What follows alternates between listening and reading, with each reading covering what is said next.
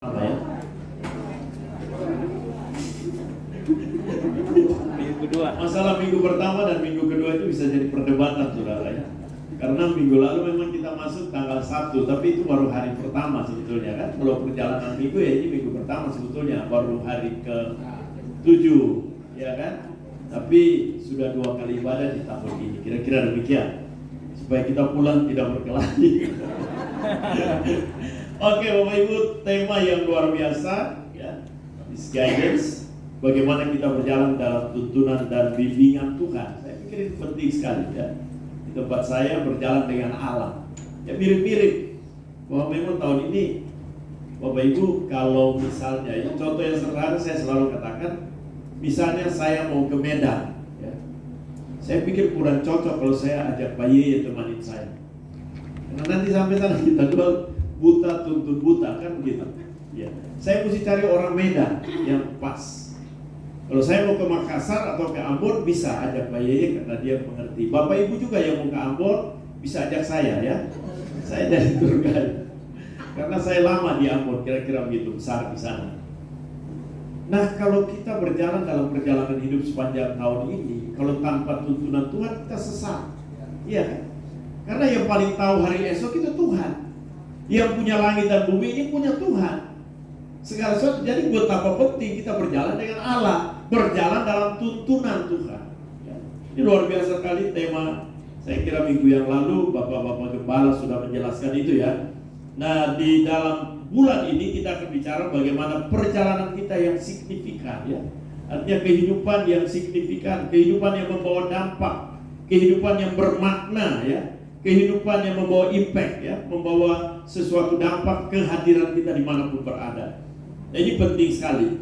Dan di minggu ini kita diawali dengan bicara tentang status ya, status Ishak sebagai ahli waris. Ini penting juga. Start point kita mau berjalan dengan satu tujuan untuk mencapai hidup yang signifikan ya. Diawali dengan kita harus mengenal status kita. Kita harus tahu siapa diri kita. Coba kita lihat dulu di dalam Kejadian 26, kita baca ayat 1 sampai 6. Ayat 1 saya baca, Bapak Ibu ayat 2 ya, kita berbalas-balasan. Kejadian 26, Ishak di negeri orang Filistin. Demikian firman Tuhan. Saya ayat 1, Bapak Ibu ayat 2. Maka timbullah kelaparan di negeri itu. Ini bukan kelaparan yang pertama yang telah terjadi pada zaman Abraham. Sebab itu Ishak pergi ke Gerar kepada Abimelek, raja orang Filistin. Lalu Tuhan menampakkan diri kepadanya serta berfirman, janganlah pergi ke Mesir, diamlah di negeri yang akan kukatakan kepadamu. Tinggallah di negeri ini sebagai orang asing, maka aku akan menyertai engkau dan memberkati engkau, sebab kepadamu lah dan kepada keturunanmu akan kuberikan seluruh negeri ini. Dan aku akan menepati sumpah yang kuikrarkan kepada Abraham ayahmu. Aku akan membuat banyak keturunanmu seperti bintang di langit. Aku akan memberikan kepadamu keturunan di seluruh negeri ini, dan oleh keturunanmu semua bangsa di bumi akan mendapat berkat. Karena Abraham telah mendengarkan firman-Ku dan memelihara kewajibannya kepadaku, yaitu segala perintah, ketetapan, dan hukum-Ku. Ayat 6 sama-sama. Jadi tinggallah Ishak di Gerar. Nah, Bapak Ibu dan Saudara yang kasih dalam Tuhan Yesus Kristus, saya kira inti khotbah ini sebetulnya kita harus punya pemahaman ada 2 hal yang menurut saya penting. Yang pertama, status kita ya. Karena ini start, poinnya status. Kita harus tahu status kita apa. Lalu yang kedua, hidup yang signifikan ya. Itu inti khotbah pagi ini kalau menurut saya ya. Artinya bagaimana supaya kita membawa hidup yang berdampak. Kalau kita udah memiliki status sebagai ahli waris, ya kita harus berdampak, kira-kira begitu. Nah, Bapak Ibu dan Saudara, Abraham, Ishak dan Yakub ya, ini leluhur Israel. Tapi Ishak ini sesuatu yang luar biasa karena kalau kita lihat dia merupakan perantara antara bapa orang beriman dan Israel yang merupakan kegenapan janji Tuhan. Ya, Tuhan memanggil Abraham karena Tuhan mau membentuk satu bangsa yang kudus di hadapan Allah, dan itu dia memilih Israel ya. Nah, di antara Abraham dan Yakub yang ganti nama menjadi Israel ada Ishak, saudara. Nah, ini unik. Nah, Bapak Ibu dan Saudara, saya melihat bahwa Ishak punya peranan yang luar biasa yang mirip-mirip Yesus ya kalau kita lihat. Karena Ishak ini anak tunggal dari Abraham. Betul? Dan Yesus anak tunggal Bapa. Nah, kemiripan yang sangat cocok itu Abraham mempersembahkan Ishak di Gunung Moria, ya, di tanah Moria. Yesus juga dipersembahkan sebagai korban menggantikan kita karya penebusan Kristus. Dia anak tunggal Bapa yang diserahkan. Nah, Bapak Ibu dan Saudara, luar biasanya itu Golgota atau yang namanya Bukit Kalvari itu bagian dari tanah Moria. Ya, jadi yang luar biasa di zaman lalu Ishak dipersembahkan di Bukit Moria. Pada waktu kegenapan firman Tuhan melalui Kristus, Kristus pun dipersembahkan di Moria yang namanya menjadi Golgota tadi. Dan di zaman Salomo juga membangun bait Allah di tanah Moria yang sama. Jadi kita lihat ada kesamaan. Ini luar biasa sekali. Ishak punya satu istri, ya, setia dan luar biasa. Yesus juga punya peranan. Dia akan datang sebagai mempelai laki-laki yang mempersunting mempelai perempuan, yaitu gereja Tuhan tentunya. Jadi kita lihat ada kesamaan sebagai ahli waris, ya. Nah, Bapak Ibu dan Saudaraku yang kasih dalam Tuhan Yesus Kristus, di dalam Yohanes 1 ayat 12 dikatakan setiap orang yang menerima diberikan kuasa menjadi anak-anak Allah. Jadi status kita ini apa? Ya, status kita adalah anak-anak Allah. Coba kita lihat Galatia 3 ayat 26. Surat Galatia pasal 3 ayat 26. Di situ dikatakan sebab kamu semua adalah anak-anak Allah karena iman di dalam Kristus, ya. Jadi kita adalah anak-anak Allah. Di dalam Roma, coba kita lihat ini beberapa ayat, mungkin banyak juga ayat-ayatnya. Roma 8 ayat 17. Kalau kita lihat di situ, dan jika kamu, ya, jika ada, saya ulangi, dan jika kita adalah anak, ya, tadi disebut anak-anak Allah, maka kita juga adalah ahli waris. Maksudnya orang-orang yang berhak menerima janji Allah, janji-janji Allah, yang akan menerima bersama-sama dengan Kristus, yaitu kita yang menderita bersama-sama dengan Dia supaya kita juga dipermuliakan bersama-sama. Jadi kita lihat Bapak Ibu bahwa kita ini anak-anak Allah adalah ahli waris yang akan menerima janji-janji yang sudah dikatakan baik kepada Abraham, Ishak dan Yakub, ya. Dan kita melihat di sini bahwa kita adalah ahli waris. Nah, yang luar biasa Saudara, kalau kita lihat Galatia, kita kembali ke surat Galatia pasal yang keempat, Galatia 4 ayat 1, dia bilang begini, yang dimaksud ialah selama seorang ahli waris belum akil balik, sedikit pun ia tidak berbeda dengan seorang hamba. Sesungguhnya ia adalah tuan dari segala sesuatu, ya. Jadi kalau kita lihat, kita disebut sebagai anak-anak Allah, kita adalah ahli waris. Tapi kalau ahli waris itu belum akil balik, ini masalah. Ayat 3 dalam Galatia 4 itu, demikian pula kita, selama kita belum akil balik, kita takluk juga kepada roh-roh dunia, ya. Jadi kita lihat bahwa status kita ini kan anak-anak Allah. Kita ini akan mendapatkan warisan, ahli waris. Tapi kalau kita belum akil balik, kita tidak akan mendapat apa-apa, ya. Jadi saya melihat di sini bahwa Tuhan mau sebagai ahli waris kita harus mengalami yang namanya akil balik, ya. Ada satu perubahan hidup. Akil balik itu artinya kita kembali, ya, kepada kehidupan yang berbeda, memiliki kehidupan yang baru. Di dalam 2 Korintus pasal 5 ayat 17 itu dikatakan kita adalah ciptaan yang baru. Kita berbalik dari kehidupan yang lama. Jadi kalau ahli waris di sini dikatakan dia taat kepada, kalau dia belum akil balik. Saudara, kalau dalam dunia ini kalau seorang ahli waris belum akil balik, dia tidak menerima apa-apa, karena dia masih kecil. Seorang anak kecil itu dia tidak akan mendapatkan apa. Jadi di usia tertentu baru punya hak waris. Selama itu enggak. Nah, begitu juga dengan kita sebagai anak Tuhan. Kalau kita terus ikut Tuhan, rajin setiap hari ke gereja segala macam, tapi pertumbuhan iman kita itu 0, percuma, saudara. Kita bukan ahli waris. Ahli waris kita kan akan mendapat warisan sorga. Nah, kalau kita tidak bertobat, tidak akil balik, tidak berubah, tidak berbalik dari kehidupan yang jahat, kita bilang, weh, saya anak Tuhan, jagoan luar biasa, tapi masih tipu-tipu Tuhan. Tahu ya, tipu-tipu itu maksudnya bohong. Bicara bohong, bicara kotor, bicara masih senang ngomongin orang. Ini dipertanyakan statusnya apa, ya kan? Karena kalau seorang yang ahli waris pasti punya gaya hidup yang berbeda. Amin. Satu saat saudara ada orang Papua, dia pergi dengan dia punya anak, ya. Saya ini besar di Papua juga. Lalu sudah mereka mancing. Begitu mancing tiba-tiba badai besar sekali. Lalu si bapak bilang begini buat Tuhan, Tuhan, kalau kau berhentikan angin dan badai, ini saya kasih kau. Ya, dia bilang Tuhan kau tuh kau, gitu ya.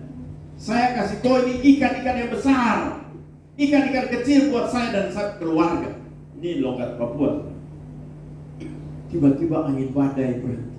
Wih, mereka mancing banyak ikan besar ya. Terus pulang sampai pinggir pantai, dongkuk 10 ikan.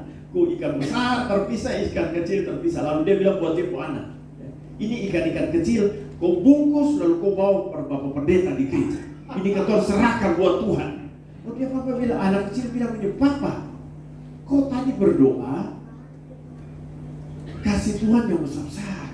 Kenapa sekarang kasih Tuhan ke gereja ini kasih kecil-kecil? Baik tua ini bapak langsung bilang ini, tadi bapak cuma tipu-tipu baik tua. Cuma bohong baik tua, saudara. Nah ini seringkali terjadi dalam kehidupan kita.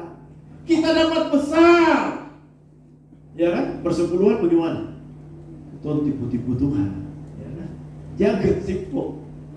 Gak usah kasih full, kasih setengah saja. Ini Tuhan tipu-tipu Tuhan. Ya. Dalam banyak hal kadang-kadang kita tipu-tipu Tuhan.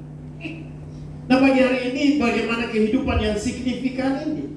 Sebagai ahli waris, sebagai orang yang akhir balik, orang yang bertobat. Dan kita mau perjalanan kehidupan kita sepanjang bulan ini kita akan bicara banyak hal, tema-tema yang bagus. Tujuannya supaya kita memiliki hidup yang berdampak.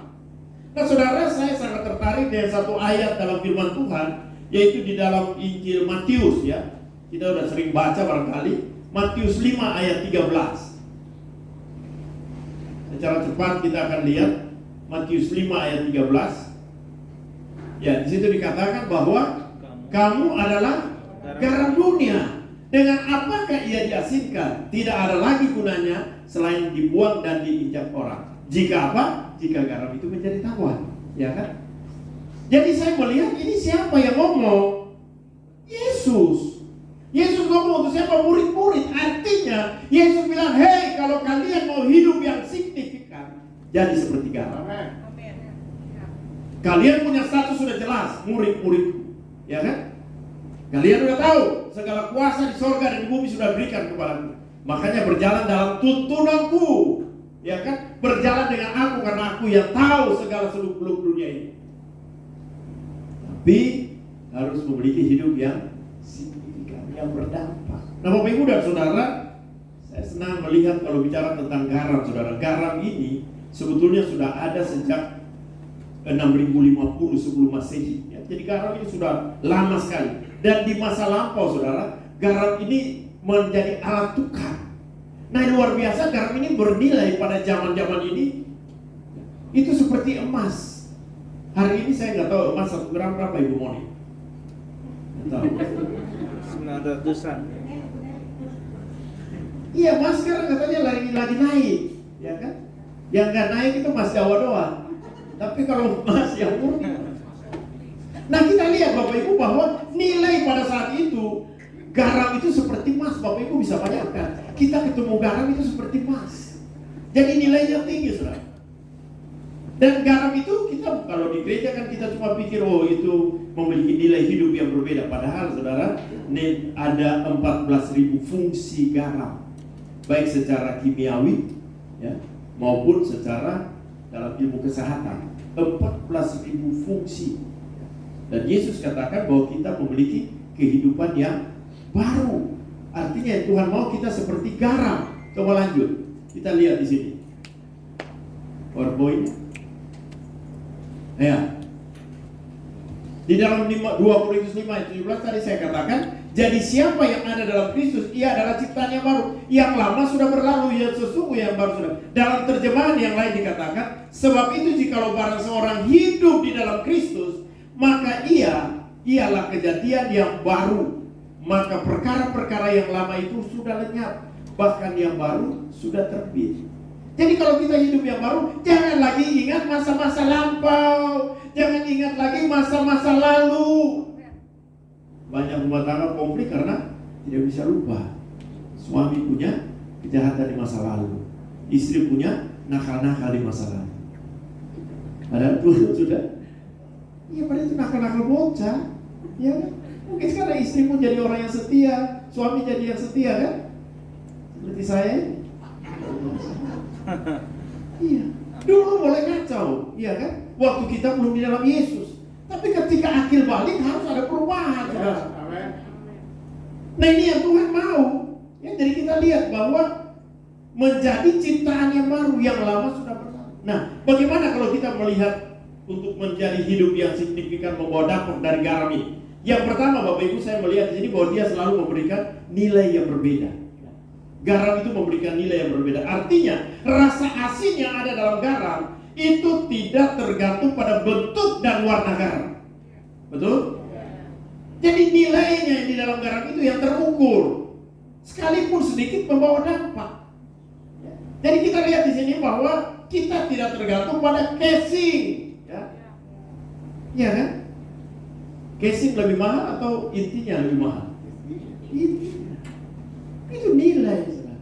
Kita mau pakai HP yang bagaimana pun casingnya butut segala, tidak ada masalah sebetulnya. Nilai. Saya seringkali katakan begini,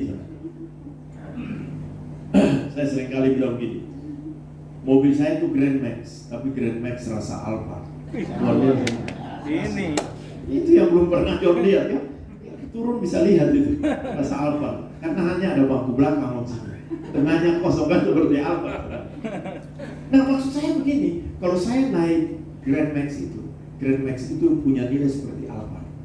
Kenapa? Karena saya yang bernilai. Ini maksud saya seperti itu. Kita naik motor butut, tapi karena kita bernilai, bukan dinilai dari motornya. Banyak orang tergantung pada motor kan. Dia naik mobil mewah, dia merasa dia paling hebat. Mobil itu rongsokan, kita mati gak bawa. Nilai apa yang bernilai dalam diri kita, itu yang berharga. Nah itulah fungsi garam. Tuhan mau kita membawa dampak, saudara. Ishak kita lihat dia tampil beda, saudara. Ya, Ishak itu tampil beda, saudara. Apa yang menjadi perenungan kita sepanjang mulai ini tentang Ishak? Itu tampil beda. Di mana-mana sama, saudara, dia punya kehidupan. Ini luar biasa sekali. Nah Tuhan mau seperti itu. Waktu berjalan terus. Yang kedua, kita lihat bahwa garam itu bersifat universal dan permanen. Ya. Apa yang dimaksud universal? Artinya di mana-mana garam itu sama. Tetap memberikan rasa asin, betul? Bapak Ibu mau ke Ambon, garam asin atau pedas? Enggak. Di Makassar lebih asin lagi. Kita mau ke Batak, lebih asin lagi. Di Jawa asin semua sama. Madura asin semua. Enggak ada itu orang bilang, di Madura ini garamnya rasa-rasa tawar atau rasa-rasa apa namanya? Pahit. Enggak. Semua pasti sama. Artinya nilai tadi nilai berbeda, yang kedua itu bersifat universal dan permanen, Bapak Ibu. Di mana saja kita sama. Artinya apa itu maksudnya? Hidup dalam integritas. Ya. Ishak di mana saja dia sama, memiliki gaya hidup yang sama. Orang yang sabar, ya kan, waktu pertengkaran dengan orang-orang di Gerar sana, perebutan sumur-sumur, apakah dia ngamuk-ngamuk? Itu kalau Ishak orang Ambon, saudara, udah banyak korban, ditonjok, saudara, enak aja. Orang, ya kan dibilang kan anak-anak buah saya yang gali di sumur, dan bapak saya juga dulu pernah gali sumur. Terus kamu udah gak enak-enak, lewatin dulu mayat saya. Itu kalau Ishak orang Ambon. Ishak orang Ambon, saudara, dia sabar. Saya katakan begini karena memang orang Ambon juga banyak yang sabar, saudara. Tuhan. Nah, Bapak Ibu, saya nggak berani bicara suku lain karena saya Ambon. Ya. Oke, saudara. Jadi kita lihat seperti itu. Di dalam Kolose coba kita lihat. Lanjut. Matius 5:37 ini, jika ya katakan ya, jika tidak tidak. Selebihnya udah itu spekulasi, itu sudah Iib punya kerja. Nah, dalam berbicara melalui tutur kata, saudara. Kalau bicara integritas, yang pertama tutur kata kita. Kolose 4 ayat 6 dikatakan, hendaklah kata-katamu senantiasa penuh kasih, jangan hambar, sehingga kamu tahu bagaimana kamu harus memberi jawab kepada setiap orang. Di terjemahan yang lain dikatakan, biarlah perkataanmu selalu penuh kasih, dibumbui dengan garam, supaya kamu tahu bagaimana seharusnya kamu bisa menjawab setiap orang. Nah, kalau kita berbicaranya sudah kacau, itu kadang-kadang jadi konflik. Kata-kata kita ini bahaya, saudara. Kita lihat persidangan Sambo kan, banyak diputar balik. Nah, dibumbui dengan garam artinya apa? Memberi kata-kata yang tepat, berbicara dengan cara yang menyenangkan orang lain yang mendengarkan. Hal ini sangat penting dalam pelayanan dan pergaulan kita. Kalau kita langsung menyelesaikan atau bicara kasar, ini susah sekali. Jadi mari pagi hari ini kita harus hidup dalam integritas, sama seperti Isa. Lalu yang ketiga, garam. Garam ini gambaran dari kesetiaan dan apa saudara, dan kejujuran. Nah, Bapak Ibu dan Saudara, di Timur Tengah itu untuk mensahkan satu perjanjian pakai garam. Makanya ada perjanjian garam di sana, ya. Perjanjian garam. Nah, Ishak ini seorang yang setia, saudara. Di antara leluhur Israel, kalau kita lihat, Abraham masih main gila dikit, ya. Dia bawa beriman, tapi begitu Sarah bilang sudah terombo anak terada, ini sudah umur sekian, ya, itu ada Hagar, langsung Abraham sikat, saudara. Benar nggak? Sikat dia. Padahal dia bawa beriman. Ishak enggak, sampai mati cuma satu, Ribka, setia. Yakub 4, ya kan? 2 istri, 2 gundik, di 4 itu semua. Nah, kita lihat, ini luar biasa Ishak. Lanjut, mana tadi? Poin yang berikut, ya. Iya. Jadi ini bicara tentang keteladanan tadi, ya. Artinya kalau kita hidup dalam integritas, itu tutur kata dan juga keteladanan sikap hidup. Garam baik, tetapi garam menjadi hambar dengan apa dia asingkan, ya. Hendaklah kamu seperti garam, ya. Garam itu, garam membaik, tetapi jika garam itu sudah hilang rasa asin, dengan apakah kamu membubuinya? Jadi maksudnya lewat tutur kata kita pun kita harus menjadi berkat. Bukan cuma tutur kata, tapi tindakan kita. Di dalam ayat lain dikatakan garam itu sebagai pupuk, tapi kalau dia sudah tidak asin, tidak lagi fungsinya. Bapak Ibu, garam itu kalau dicampur dengan pupuk kandang, misalnya kotoran binatang di Timur Tengah seperti itu sangat bermanfaat. Tapi kalau garam itu tidak asin lagi, itu garam punya nilai lebih rendah dari kotoran binatang, pupuk kandang. Karena pupuk kandang tanpa garam ditaruh masih berfungsi sebagai pupuk. Tapi kalau garam sudah tidak asin, ditaruh gak ada fungsi. Jadi anak-anak Tuhan, kalau sampai kita melakukan sesuatu yang tidak benar, artinya, saudara bisa lihat, ya, kejatuhan seorang anak Tuhan atau hamba Tuhan itu langsung jadi keset, ya. Tidak ada artinya. Banyak kita lihat contoh, ya. Artinya kita sangat berharga kalau kita asin. Amen. Tapi begitu kita jadi tawar, kotoran binatang lebih berharga dari kita. Makanya tadi poin yang kedua bicara tentang integritas. Nah, ini poin ketiga tentang kejujuran, ya, tentang kesetiaan. Ishak ini sangat jujur, sangat. Nah, di dalam Timur Tengah ini ada yang namanya perjanjian garam. Lanjut. Nah, di dalam Alkitab sendiri, saudara, atau di dalam perjanjian Israel dan Mesir, ya, di tahun 70-an itu kita tahu ada perang Yom Kippur. Nah, mereka punya perjanjian apa, saudara? Itu Perdana Menteri Israel Menachem Begin dengan Presiden Mesir Anwar Sadat itu makan roti campur garam. Makanya Bapak Ibu lihat sampai hari ini peta politik di Timur Tengah, Israel dan Mesir sudah tidak pernah sejak perang Yom Kippur tidak pernah lagi berantem. Betul? Mereka dengan Iran tegang, dengan Irak, dengan segala macam daerah-daerah. Tapi sampai hari ini Mesir tidak pernah cari gara-gara dengan Israel atau sebaliknya. Karena ada perjanjian garam. Nah, di Alkitab juga ada perjanjian garam. Coba kita lihat, lanjut. Ada 3 hal contoh dalam Alkitab ini. Ya. Yang pertama itu korban sajian. Di dalam Imamat 2 ayat 13, tiap-tiap persembahan yang berupa korban sajian harus bumbui garam. Janganlah kau lalaikan garam perjanjian Allahmu dengan korban sajian. Beserta dengan persembahanmu haruslah kau persembahkan garam. Korban sajian ini sampai hari ini masih ada. Ada peti kolekte, ya. Sebentar nanti kita berikan kolekte. Ini korban sajian. Sampai hari ini masih bertahan dalam gereja Tuhan. Karena apa? Perjanjian garam. Yang kedua, dalam Bilangan 18 ayat 19, ini tentang persembahan kudus untuk kaum Lewi, persepuluhan. segala persembahan kudus yang dipersembahkan orang Israel kepada Tuhan, aku berikan kepadamu dan kepada anak-anak laki-laki dan perempuan bersama dengan engkau. Itulah suatu ketetapan selama-lamanya, itulah suatu perjanjian garam untuk selama-lamanya di hadapan Tuhan bagimu serta bagi keturunan. Perjanjian garam untuk kaum Lewi, untuk para imam. Itu apa? Persepuluhan. Sampai hari ini kita masih memberikan persepuluhan. Karena apa? Perjanjian garam. Lalu yang terakhir, ada satu lagi dalam 2 Tawarik 13 ayat 15, ini tentang janji pemerintahan dalam keturunan Daud. Tidak kamu tahu bahwa Tuhan Allah Israel telah memberikan kuasa kerajaan atas Israel kepada Daud, anak-anak untuk selama-lamanya dengan suatu perjanjian garam. Maka sampai Yesus sampai hari ini Israel selalu melihat kepada garis keturunan Raja Daud. Inilah perjanjian garam. Ya. Jadi bicara tentang kesetiaan. Anak-anak Tuhan harus setia.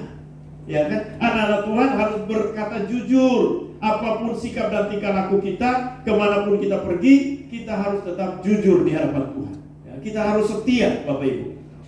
Nah, Bapak Ibu dan Saudara, yang keempat kita lihat di sini bahwa garam juga menjadi konduktor yang baik. Ya.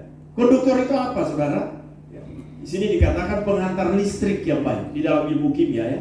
Orang Kristen harus menjadi pengantara yang baik. Garam dikeluarkan dari kemasan botol, tidak menutup ya. Artinya garam itu tidak eksklusif. Kadang-kadang kita cuci tangan, banyak orang Kristen, banyak anak Tuhan yang cuci tangan. Padahal yang Tuhan mau, kita membawa pendamaian, ya. Kita menjadi pengantara yang baik. Kita lihat ketika Ishak dengan Gerar, anak-anak buahnya berantem, ya. Ishak tidak ikut berantem, ya kan? Tapi dia tetap mau berdamai. Waktu Abimelek datang usir dia pertama kali, dia nurut, dia keluar. Abimelek datang mau berdamai, dia ikut. Ya. Jadi kita lihat seseorang yang bagus ya sifatnya Ishak ini. Nah kita tuh Tuhan mau seperti konduktor tadi, pengantar listrik yang baik. Jadi kemanapun kita pergi, kita menjadi adem, ya. Suasana menjadi adem. Kehadiran kita orang rasa aduh damai sejahtera sukacita dan luar biasa sekali. Mungkin kita hitam banget seperti saya ini. Tapi kehadiran kita, orang semua merasa waduh hitam tapi manis ya. Luar biasa. Hitam manis, sekarang putih manis sudah. Dari putih manis. Iya, ini artinya apa? Kita bisa menjadi pengantar yang baik, perantara yang baik. Dimanapun kita berada, kita bisa menjadi berkat. Asli tak berkat. Bapak Ibu dan Saudaraku yang kasih dalam Tuhan Yesus Kristus ya. Jadi menjadi konduktor yang baik. Orang Kristen tidak eksklusif. Ingat kalau kita masak pakai garam, garam itu tidak dalam botol, ya. Botol lalu masukin dalam sayur sampai ayam tumbuh gigi, sayurnya tidak asin, ya kan? Botol ini harus dibuka. Artinya garam harus dibuka dari kemasan. Jadi orang Kristen jangan tutup diri. Kita harus bergaul dengan lingkungan, ya, dengan masyarakat sekitar kita. Banyak kadang-kadang konflik terjadi karena kita aneh, ya kan? Mungkin kita merasa kita yang paling dekat dengan surga, padahal mereka juga punya langit ketujuh, saudara. Ya? Kita punya langit ketujuh. Itu semua mereka juga punya, saudara. Jadi jangan merasa paling hebat, gitu ya. Hanya memang satu kepastian keselamatan harus menjadi dasar bahwa hanya dalam Yesus ada keselamatan. Ya, tapi bukan berarti itu lalu kita justru Tuhan mau kita keluar untuk menjadi berkat. Ya. Nah, Bapak Ibu dan Saudara, yang terakhir kita lihat bahwa garam juga sangat berdampak bagi kehidupan manusia. Ya. Kita lihat kesehatan manusia di dalam 2 Raja-Raja. Elisa menyehatkan air di Yeriho, ya kan? Nah, pada saat itu dia buang garam itu. Jadi garam itu menjadi obat, saudara. Tubuh manusia membutuhkan garam, namun tubuh manusia tidak memproduksi garam. Jadi kita lihat garam itu dari luar. Makanya sekalipun orang darah tinggi, kolesterol tinggi dan segala, tapi dokter tetap bilang harus ada garam dikit, ya kan? Nah, karena apa? Memang perlu ada darah, keringat, cairan pencernaan dan saraf-saraf itu membutuhkan garam. Tapi tubuh manusia tidak memproduksi garam. Jadi garam itu dari luar. Yang kedua, dalam satu penelitian di Amerika dikatakan bahwa orang dengan tingkat garam yang rendah itu meninggal lebih awal daripada orang dengan jumlah garam yang normal. Puji Tuhan, di 2023 kita semua yang hadir punya garam cukup luar biasa, ya? Artinya lebih dari normal. Makanya kita masih hidup kan? Banyak sudah lewat, berarti kemungkinan garamnya tidak normal. Ibu-ibu hamil ya perlu mengkonsumsi garam. Kenapa? Untuk pertumbuhan dan memperbaiki fungsi kognitif dari anak. Ya. Anak bisa cerdas, perlu garam juga. Makanya selalu kan orang hamil pun dikasih makan, tapi harus makanan yang berbobot, bergizi, tapi tidak lupa dikasih garam juga. Nah, konsumsi garam yang rendah lebih mudah stroke, serangan jantung, dan juga kematian. Puji Tuhan. Jadi jangan takut makan garam juga, saudara. Ya. Artinya dokter bilang perlu takaran. Menurut saya, apa saja yang kita makan boleh, tapi jangan berlebihan. Jujur Bapak Ibu, saya sudah 60 tahun, saya jaga makan. Ini tahun ini saya 61. Usia saya Masih muda. sama dengan ibu kita 1 tahun lahir. Iya, Bapak lebih senior dari kita. Ya. Tapi Bapak Ibu, saya udah harus batasi. Jadi kalau kemana ada durian, ya, saya nggak makan seperti dulu. Dulu pernah saya pelayanan di Maluku, kejebak ya karena perahunya ke satu daerah namanya Pulau Seram, ya. Terus perahu motornya tuh mogok persis bulan puasa. Di kampung Islam yang namanya Tulehu itu gak ada makan, jadi kelaparan juga. Tapi disuruh turun di satu daerah namanya Elpa Putih, lalu kita jalan kaki 15 kilo. Saudara, siang itu lapar sekali. Ada satu kampung jual durian. Duriannya Rp1.000, 12 biji. Saya waktu itu masih umur 20-an, mendekati 30. Saya dengan teman, saudara, kita masing-masing beli Rp1.000. Jadi dia makan 12 biji, saya makan 12 biji. Waktu itu masih oke. Kalau hari ini satu otak aja, ini mulai kencang. Ya itu hati-hati. Jadi ada durian makan nggak? Saya makan, tapi paling banyak satu otak. Yang penting enak. Kerongkongan ini teringat masa lalu. Oh, pernah ada makanan enak ini lewat kerongkongan ini. Kira-kira begitu. Orang kasih B2, B1, boleh nggak? Boleh. Iya kan? Mau B3 ke B4 sikat, tapi terbatas. Beberapa hari yang lalu, waktu Natal, ada orang bawa saya RW sudah. RW-nya enak. B1. Ya. Saya makan tapi cuma sedikit, 2 sendok. Pengen itu karena enaknya luar biasa. Tapi tetap kuasai dia. Jadi saya melihat bahwa ini penting sekali. Nah, Bapak Ibu dan Saudaraku yang kasih dalam Tuhan Yesus Kristus, kita lihat bahwa Ishak juga dia mempunyai satu sikap yang luar biasa, itu membawa dampak. Apa dampaknya? Raja Abimelek datang kepada dia di dalam ketakutan, kan? Abimelek bilang, kamu sudah berpuasa sekarang sampai mau ikat perjanjian. Karena apa? Pasti karena Ishak membawa dampak. Pagi hari ini mari Bapak Ibu dan Saudara yang kasih dalam Tuhan Yesus Kristus, seorang pendoa yang terkenal di dunia ini namanya John Knox. Dia berasal dari Skotlandia. Dia berdoa setiap setengah jam.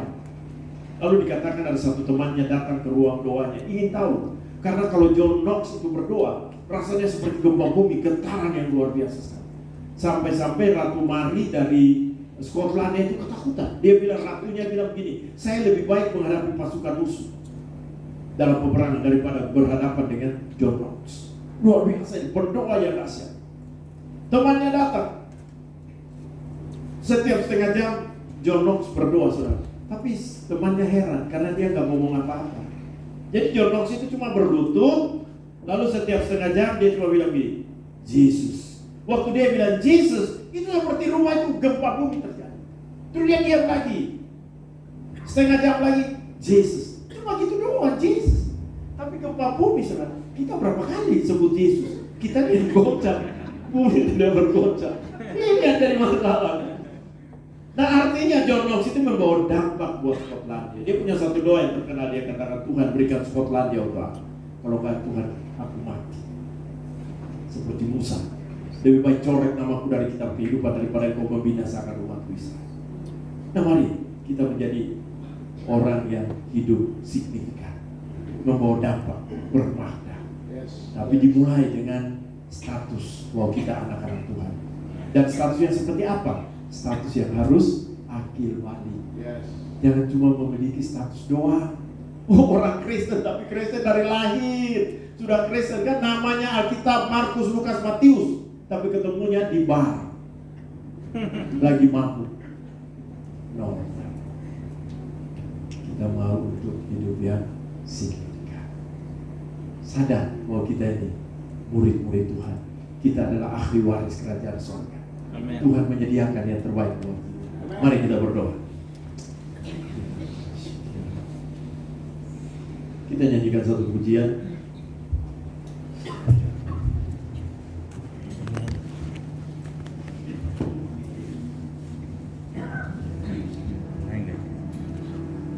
Selidiki aku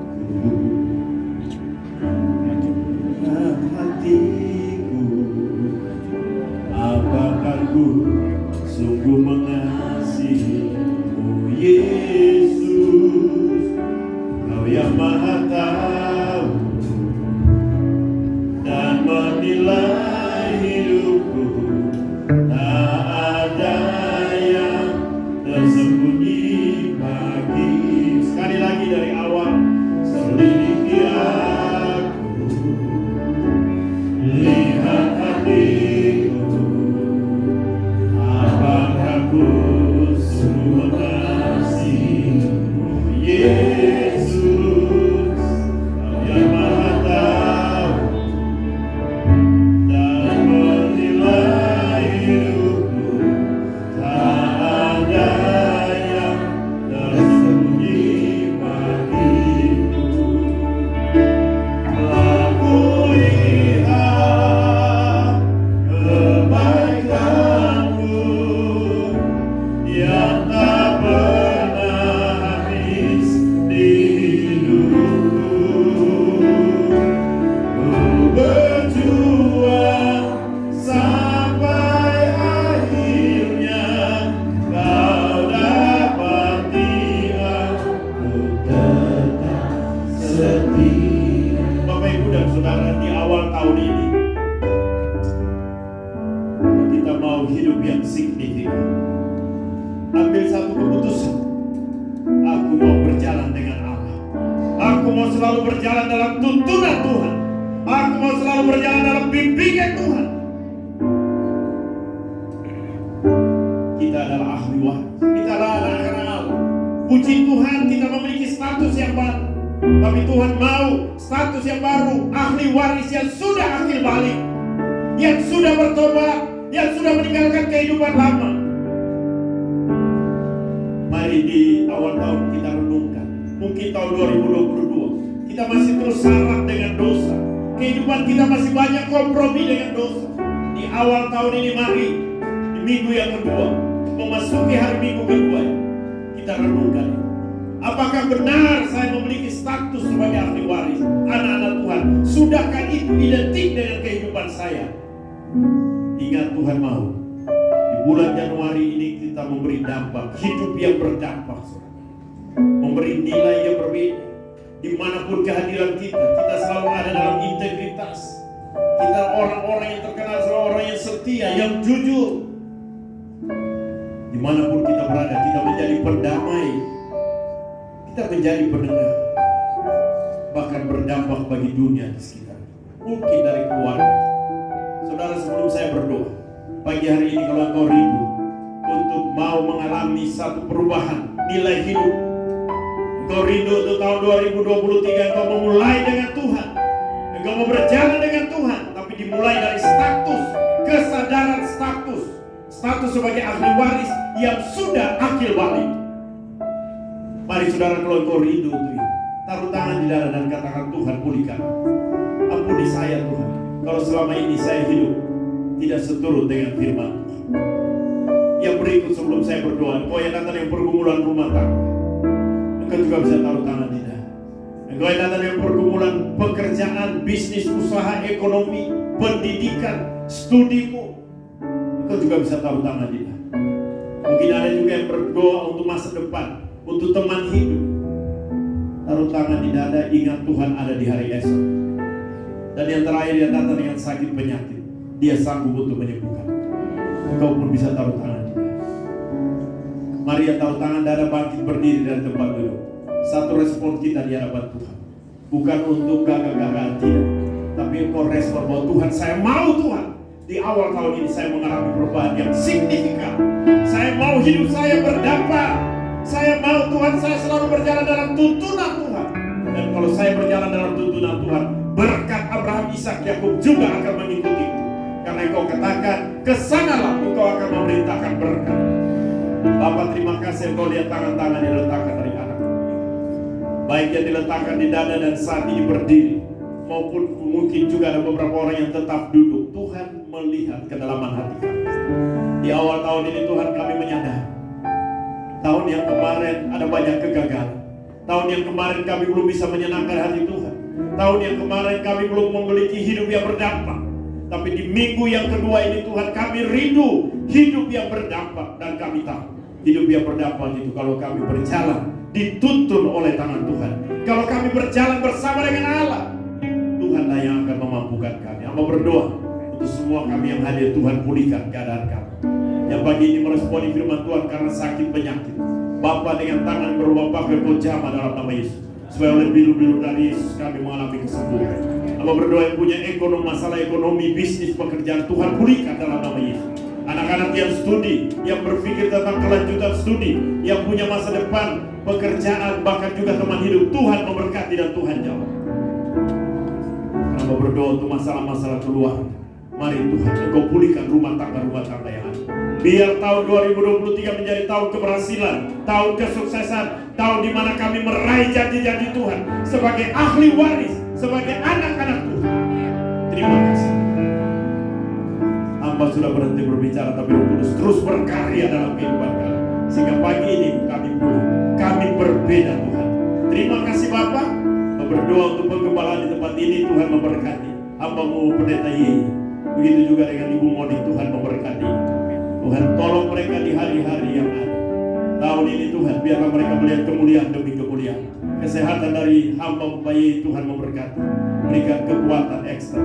Begitu juga dari Ibu Moni, Tuhan berikan kesehatan yang baik. Hamba berdoa untuk tim penatuan yang ada, Tuhan juga memberkati mereka. Berikan mereka solid Tuhan di dalam kepemimpinan tempat ini. Semua pengurus Tuhan memberkati. Semua jemaat yang hadir maupun tidak hadir Tuhan memberkati. Terpujilah Kristus. Haleluya. Semua yang percaya katakan amin. Tuhan memberkati.